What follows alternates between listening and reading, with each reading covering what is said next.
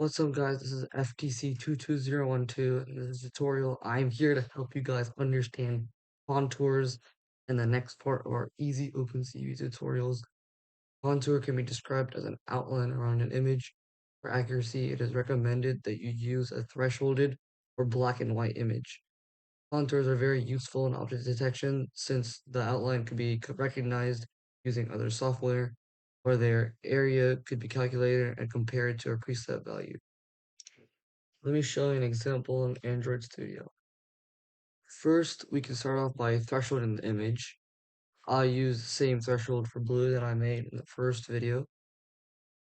To make a contour, we can first, or calculate the contour, sorry, we can define a list of points that the contours will be stored in, right? Then we can define a matrix that will store the hierarchy of our contours.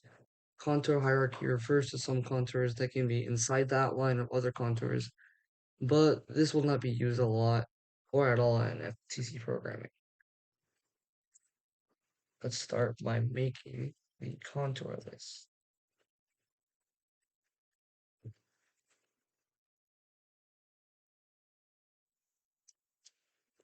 Now we will make the hierarchy list, or the hierarchy map matrix, sorry.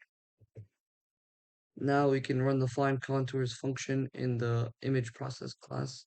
For the fourth parameter, we must pass in the retrieval mode, and in the fifth parameter, we must pass in the contour approximation mode. Let's run the find contours image or function. So the input image is our threshold. The contours is the list that we made. That'll find and put it in there. Here's the hierarchy. And now for the fourth parameter, we'll put in the retrieval mode. Retrieval modes define how contours are found. In this example, we'll be using retr underscore tree. This retrieval mode simply retrieves all of the contours and makes a simple hierarchy. The next parameter is the contour approximation mode.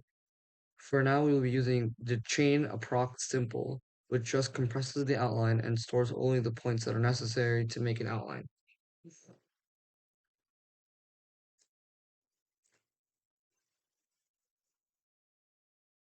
Now, after it has calculated the contours, we can draw the contours onto our original image.